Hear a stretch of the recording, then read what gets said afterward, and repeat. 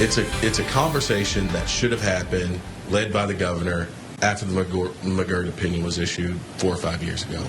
We wouldn't be here right now if that weren't the case. The governor is unwilling to do it. He didn't do his job, so I'm doing his job.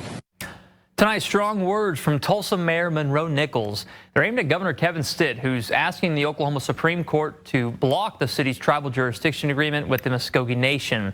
Thanks for joining me at 5. I'm TJ Eckert, filling in for Aaron Christie. 2 News Oklahoma's Emma Birch breaks down the emergency filing and what's next for the city and tribe. I think a more direct way would be it is riddled with just lies. Mayor Monroe Nichols isn't holding back, firing at Governor Kevin Stitt. In the filing, Stitt claims that Tulsa's agreement with Muskogee Nation will, quote, endanger public safety and spur other cities to follow, even though he urges it isn't legally allowed. The notion that there's been any time where we have not enforced the law in this city is false, it's incorrect, it's an outright lie. Governor knows that. Governor does not care about that.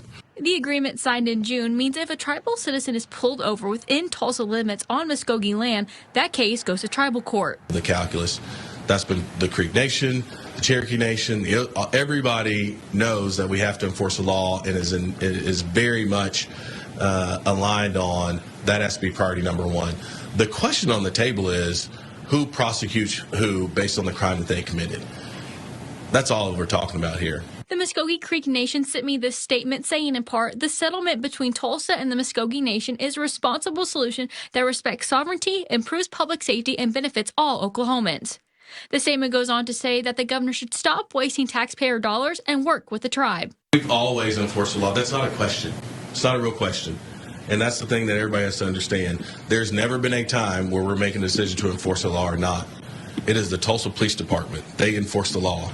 Nichols points to the last 8 weeks. There have been 88 felony arrests, 129 misdemeanor arrests, and 157 firearms seized. When asked what comes next, Nichols says the city and the tribe aren't backing down. The next steps we're going to continue. We have a working group that's been established, and I couldn't be any more sure that we're on the right path. But I also know that there's a lot of things we got to work out. Reporting in downtown Tulsa, I'm Emma Birch, 2 News Oklahoma. Now, Emma will be at the City Council special meeting Friday as the council plans to meet with the Muskogee Nation. Cherokee Nation Principal Chief Chuck Hoskin Jr. says he's not surprised by Stitt's emergency filing, saying in part, the historic agreement between Muskogee Nation and the city of Tulsa strengthens the blanket of public safety across Tulsa. He goes on to say Governor Stitt's backward views on tribal sovereignty are destined for the dustbin of history.